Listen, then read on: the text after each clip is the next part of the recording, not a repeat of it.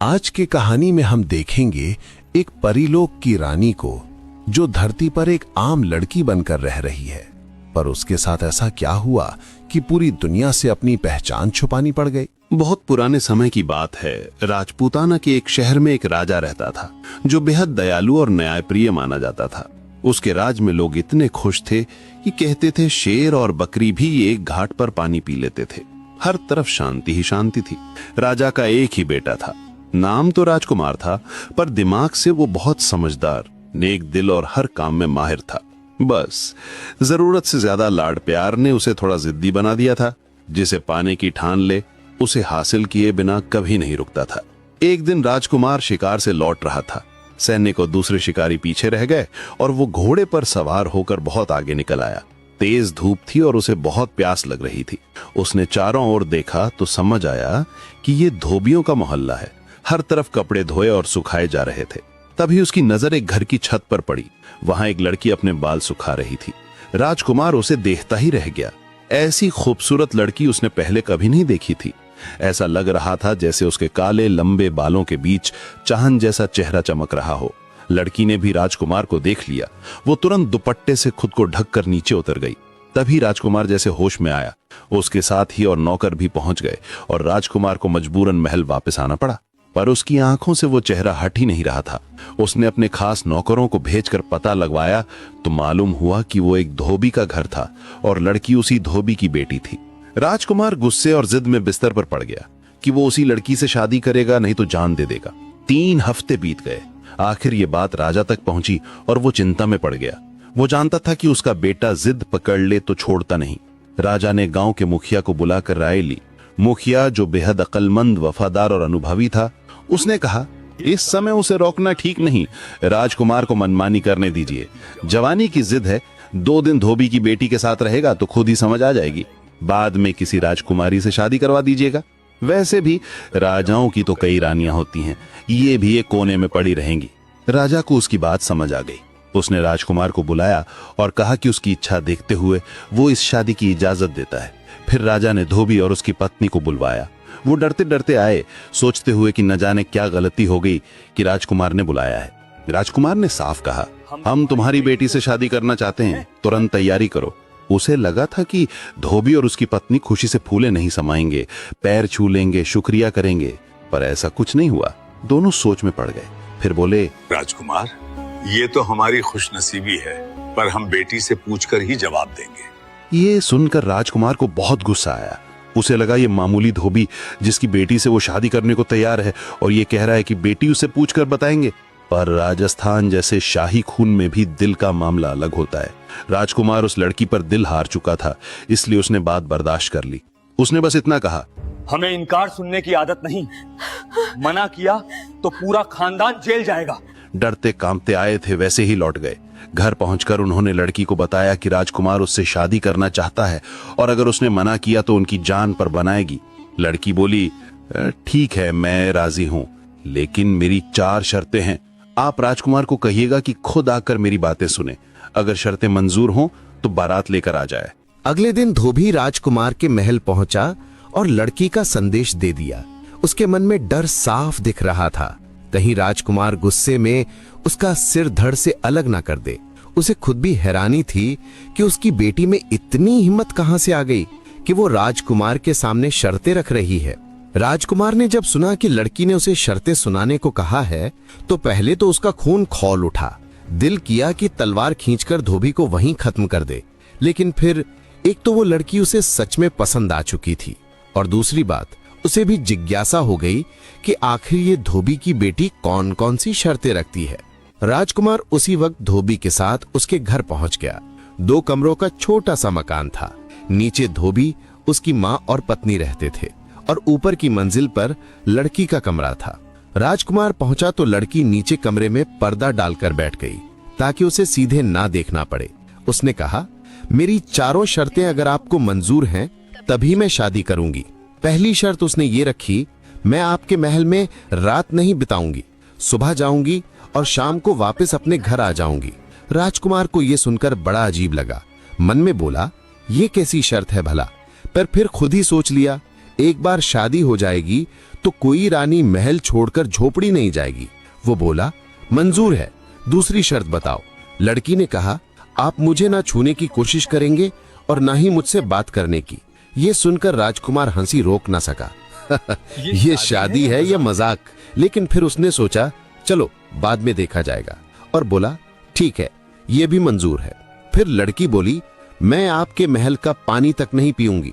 राजकुमार ने मन में हंसते हुए सोचा, पूरा दिन महल में रहेगी तो ना खाएगी ना पिएगी। वो बोला, ये भी मंजूर है। आखिर में लड़की ने चौथी और सबसे कड़ी शर्त रखी, अगर आपने मुझे उंगली से भी छूने की कोशिश की तो रिश्ता उसी वक्त खत्म और मैं कभी वापस नहीं आऊंगी।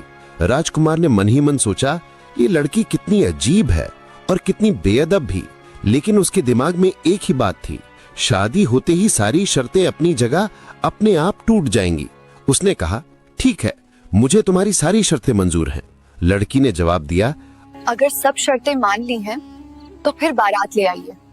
लड़की नहीं चाहती थी कि उसकी वजह से धोबी किसी मुसीबत में पड़े, इसलिए राजकुमार खुद 2-4 दोस्तों के साथ बहाना बनाकर वहां गया और फिर सारी रस्में झटपट पड़वाकर दुल्हन को महल ले आया। बहू ने साड़ी पहन रखी थी और इतना बड़ा घूंघट निकाला हुआ था कि चेहरा बिल्कुल दिख ही नहीं रहा था। कोई पहचान नहीं पा रहा था कि नई बहू किस सूरत की है। राजा रानी भी शादी में शामिल नहीं हुए थे। बस राजकुमार की एक खास दासी खड़ी थी, हाथ बांधे हुक्म का इंतजार करती हुई। शाम हुई तो दासी ने आकर बताया कि गाड़ी तैयार है। बहू उठी और सीधी गाड़ी में जाकर बैठ गई। अगले दिन सुबह भी वो उसी कपड़े में उसी तरह ढंकी हुई आई और उसी कुर्सी पर जा बैठी। दिन भर ना कुछ खाया, न पिया, न किसी से मिली, बस पत्थर की मूर्ति की तरह चुपचाप बैठी रही और शाम को लौट गई। 1 दिन, 2 दिन, 3 दिन, देखते देखते पूरे 6 महीने बीत गए और उसके रोज के काम में जरा भी फर्क नहीं आया।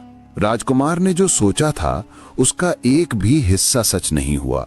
वो अपनी ही शर्तों से बंधा हुआ था। जिस चेहरे के चलते उसने नींद, चैन सब त्याग दिया था, उसकी झलक तक नहीं मिली। महल और दरबार में लोग तरह तरह की बातें करने लगे। राजा रानी भी परेशान हो गए। एक दिन राजा ने धोबी को बुलाकर कहा, आप अपनी बेटी को समझाते क्यों नहीं? अब वो हमारी रानी है, उसे महल में रहना चाहिए। रोज रात को चले जाना अच्छा नहीं लगता, लोग बातें बनाते हैं। धोबी ने हाथ जोड़कर कहा, राजकुमारी की जय हो। सच बात यह है कि वो हमारी असली बेटी है ही नहीं। एक दिन हमारे घर आई और बोली, इस दुनिया में मेरा कोई नहीं, मुझे अपनी बेटी बना लो। उसने बताया, हमारी कोई औलाद नहीं थी, मेरी पत्नी को उसकी सुंदर सूरत भा गई और हमने उसे रख लिया। वो ऊपर के कमरे में रहने लगी, लेकिन उसके बाद उसने हमारे साथ कभी कोई रिश्ता रखा ही नहीं। हम नहीं जानते वो कहाँ खाती है, क्या करती है। बस कभी कभी मेरी पत्नी के पास आकर बैठती और उसे माँ कह देती, उसी में वो खुश रहती है। उसने हमें कसम दे रखी थी, इसलिए हम चुप रहे। उस पर हमारा कोई जोर नहीं, आप हमारी जान बख्श दें। धोबी चला गया और राजकुमार अजीब सी उलझनों में पड़ गया। अब करूं तो क्या करूं? उसका मन हर तरफ से उजड़ चुका था। आखिर एक दिन वो चुपचाप महल से निकल पड़ा। सिर्फ अपनी विश्वास पात्र दासी को बताया कि वो जा रहा है, कहां पता नहीं, और कब वापस आएगा ये भी नहीं। अगर पिताजी या कोई और पूछे तो कह देना कि यात्रा पर गए हैं, उसने कहा। दासी उसका हाल देखकर खुद भी दुखी थी, पर मन में सोचने लगी, चलो कुछ दिनों के लिए ये झंझट तो खत्म होगा। राजकुमार का मन दुनिया से एकदम उठ चुका था। वो मालय पर्वत की तरफ निकल गया। महीनों पहाड़ों में भटकता रहा। एक रात बर्फ से ढकी पहाड़ी पर रहने के लिए गुफा तलाश कर रहा था कि एक गुफा में हल्की सी रोशनी दिखी। डरते डरते अंदर गया तो देखा एक बहुत बूढ़ा आदमी पूजा में बैठा है। आंखें बंद, दाढ़ी जटा बहुत लंबी, पूरे शरीर और पलकों तक पर धूल जमी हुई थी। सामने एक चिराग जल रहा था, जिसकी 1 गज लंबी बत्ती जल चुकी थी और आधी अभी बाकी थी। उन्हें देखकर राजकुमार के दिल को अजीब सा सुकून मिला। वो भी उनके पास बैठ गया, पर बूढ़े योगी ने आंखें नहीं खोली। वो गहरी समाधि में थे, ईश्वर के ध्यान में डूबे हुए थे। राजकुमार वहीं रहने लगा। हर सुबह झरने से पानी लाता, योगी महाराज के हाथ पांव धोता, उनके बाल संवारता, गुफा साफ करता। नीचे घाटी से जंगली फल फूल तोड़कर लाता और उसी से अपना पेट भरता। 1 महीने बाद योगी महाराज ने पहली बार आंखें खोली। सामने राजकुमार को हाथ जोड़कर बैठे देखा।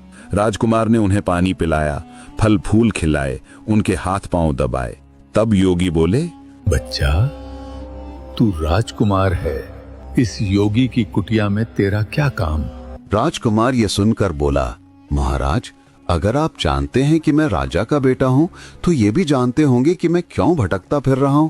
माता पिता जरूर परेशान होंगे, लेकिन मेरा लौटने का मन ही नहीं कर रहा।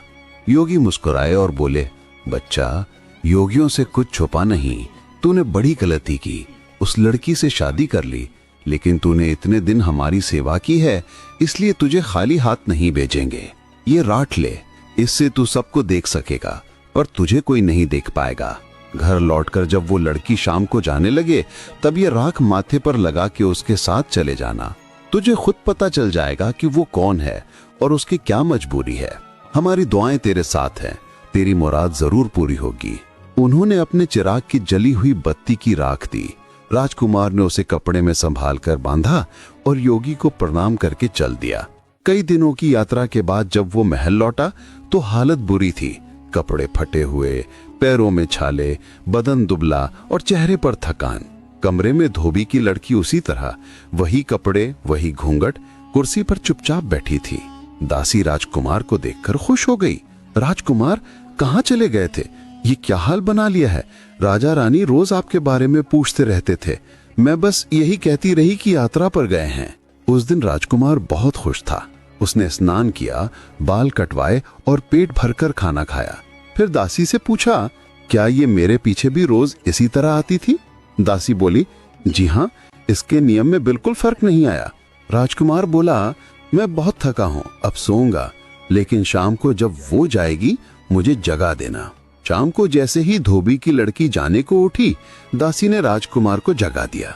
राजकुमार ने तुरंत साधु महाराज की दी हुई राख माथे पर लगाई और चुपचाप उसके साथ चल दिया।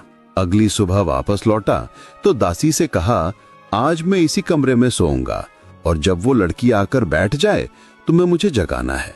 दिन चढ़ गया है, क्यों नहीं उठते ये पूछना, और मैं जो ना बताना चाहूं उसे भी जिद करके पूछना। दासी समझदार थी, सब समझ गई। जब धोबी की लड़की आकर अपनी कुर्सी पर बैठ गई, दासी राजकुमार को जगाने आई। राजकुमार ने पहले तो उठने का नाटक ही नहीं किया। जब उसने ज्यादा जोर दिया तो चिढ़कर बोला, क्या मुसीबत है, क्यों जगा दिया? बहुत अच्छा ख्वाब देख रहा था, तुमने मेरा सपना तोड़ दिया। दासी ने विनम्र होकर कहा, राजकुमार बताइए ना, क्या देखा? पहले वो टालता रहा, फिर बोला, अच्छा तू इतना पूछ रही है तो सुन। मैंने सपने में देखा कि कल रात जब ये धोबी की लड़की उठकर गई तो मैं भी इसके साथ चला गया। ये गाड़ी में बैठी तो मैं भी बैठ गया। सच नहीं, सपने में ही गया था। दासी ने पूछा, फिर क्या हुआ? फिर क्या? गाड़ी हिल रही थी और ये गाड़ीवान को डांट रही थी, आज कैसे चला रहे हो? गाड़ीवान बोला, राजकुमारी मैं तो रोज ऐसे ही चलाता हूँ। फिर जैसे ही धोबी का घर आया, ये नीचे नहीं रुकी, सीधे ऊपर चली गई। मैं भी पीछे पीछे गया और जो कमरा मैंने देखा वो धोबी का कमरा लग ही नहीं रहा था। सोने चांदी का कालीन बिछा था, सोने की कुर्सियां रखी थी, राजा के महल से भी ज्यादा खूबसूरत कमरा था वो। मैं भी ये कुर्सी पर बैठ गया। दासी उत्सुक होकर बोली, फिर आप दोनों बैठकर कैसी बातें करते हैं? राजकुमार बोला, अरे सच थोड़ी, ये सब तो सपने में था। दासी फिर भी जिद पकड़कर पूछने लगी, अच्छा बताइए फिर आपके सपने में क्या हुआ? राजकुमार बोला, क्या होना था, ये धोबी की लड़की, ये जो साल भर से एक ही साड़ी पहन कर आती है, सपने में इसे देखा कि ऐसे साड़ी उतार कर फेंक रही है जैसे किसी भिखारी की हो। अपनी नौकरानी को बोली, हमाम तैयार है? नौकरानी बोली, जी राजकुमारी, गर्म पानी तैयार है। ये हमाम में घुसी तो मैं भी इसके साथ, सपने में। दासी ने तुरंत टोका, आप भी उसके साथ हमाम में? राजकुमार मजाक मत कीजिए। राजकुमार बोला, अरे तू तो हर बात सच समझ लेती है, मैं कह रहा हूँ ख्वाब था। दासी ने कान पकड़ लिए। राजकुमार, अब बीच में नहीं बोलूंगी, सुनाइए। राजकुमार ने आगे कहा, बस फिर ये नहाने लगी। मैंने सोचा कई दिन से अच्छा स्नान नहीं किया, मैं भी नहा लूं। ये एक कटोरा पानी डालती, मैं 4 कटोरे डाल देता। इसके शरीर का साबुन भी पूरा नहीं उतरा था कि पानी खत्म। इसने नौकरानी को डांटा, आज पानी इतना कम क्यों रखा? नौकरानी बोली, महारानी रोज जितना रखती हूँ उतना ही रखा है। फिर वो और पानी ले आई, मैंने वो भी खत्म कर दिया। तीसरी बार भी पानी लाना पड़ा। जैसे तैसे ये हमाम से निकली, फिर बोली, खाना तुरंत लगाओ, बहुत भूख लगी है, दिन भर भूखा प्यासा बैठना पड़ता है। नौकरानी छत पर गई और आसमान की तरफ हाथ उठाया, और भाई आसमान से एक तख्ता उतरा जिसमें सोने चांदी के बर्तनों में दुनिया भर के पकवान रखे थे। नौकरानी ने अपने लिए थोड़ा निकाला और बाकी इसके सामने रख दिया। मैंने सोचा आज मैं भी खा लेता हूँ। इतने मजेदार पकवान कि एक निवाला ये खाती, 4 मैं खा जाता। इसका पेट भरा ही नहीं था कि खाना खत्म। इसने नौकरानी को डांटा, आज क्या कर रही है, इतना कम खाना क्यों रखा? बेचारी नौकरानी चौंक गई। राजकुमारी, रोज जितना निकालती हूँ उतना ही निकाला है, ये लीजिए, मेरे हिस्से का भी ले लीजिए। लेकिन आज कुछ गड़बड़ लगती है, क्या राजकुमार ने आपसे बात की? ये सुनकर धोबी की लड़की नौकरानी पर बरस पड़ी। मेरे बारे में ऐसी बात कहने की हिम्मत कैसे हुई? वो मुझे छू भी नहीं सकता। राजकुमार ने दासी से कहा, सुनती है, मेरे बारे में ऐसा कहा इसने। मुझे भी गुस्सा आ गया। खाना मैंने ज्यादातर खा लिया, ये भूखी रह गई। पर मन ही मन इसे भी समझ नहीं आ रहा था कि मामला क्या है। फिर आसमान से इसके लिए कपड़े उतरे, कपड़े बदले, नौकरानी ने मेकअप किया, बालों में मोती जड़े। बस क्या बताऊं, परियों जैसी लग रही थी। ये धोबी की लड़की जो यहाँ मैली साड़ी में बैठती है, वहां किसी रानी से कम नहीं लग रही थी। फिर रात को ये छत पर खड़ी हुई। आसमान से एक उड़ने वाला सिंहासन, तख्ता उतरा, ये इस पर बैठ गई। मैंने सोचा जो होगा देखा जाएगा। मैं भी तख्ते के पाए से लटक गया। इतना कहकर राजकुमार चुप हो गया। दासी ने देखा कि धोबी की लड़की थोड़ा सा चेहरा उनकी तरफ घुमा रही है। दासी ने इशारा करते हुए पूछा, फिर क्या हुआ राजकुमार?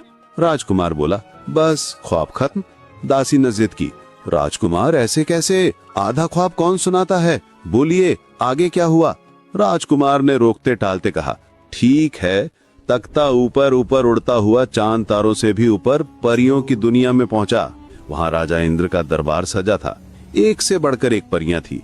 ये पहुंची तो सब खड़े हो गए, जैसे वो कोई बड़ी राजकुमारी हो। ये धोबी की लड़की नहीं, वहां परियों की रानी थी। सबसे आखिर में इसके नाच की बारी आई। ये नाचने लगी और मैं सोचने लगा कि आज अगर इसकी धुन पर थाप नहीं दी तो क्या किया। मैंने तबले वाले से कहा, भैया तुम थक गए होगे, थोड़ा आराम कर लो। वो बेचारा किसी को दिख तो नहीं रहा था, लेकिन सच में थक गया था। तबला छोड़कर बैठ गया।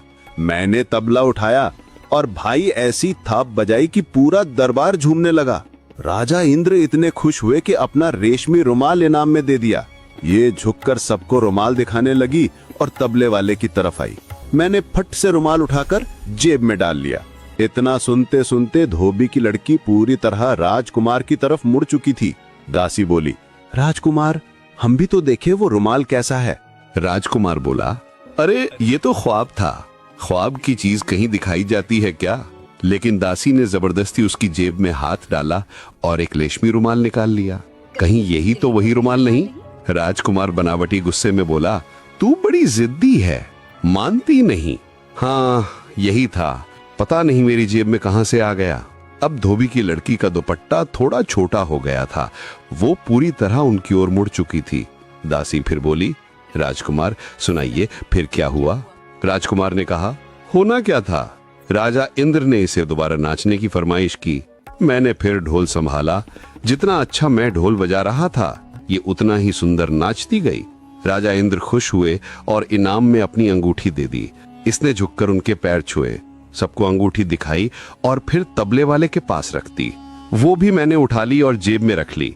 दासी ने फिर कहा, दिखाइए राजकुमार, कैसी थी वो अंगूठी?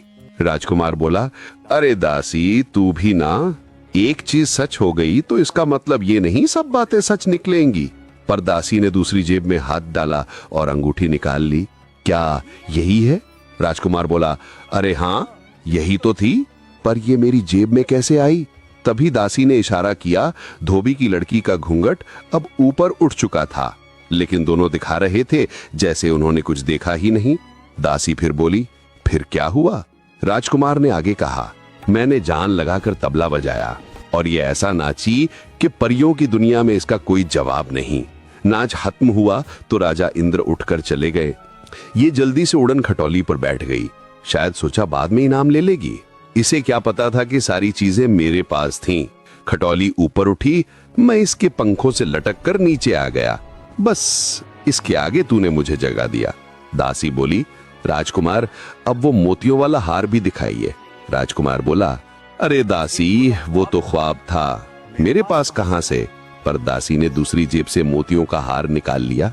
क्या यही हार था?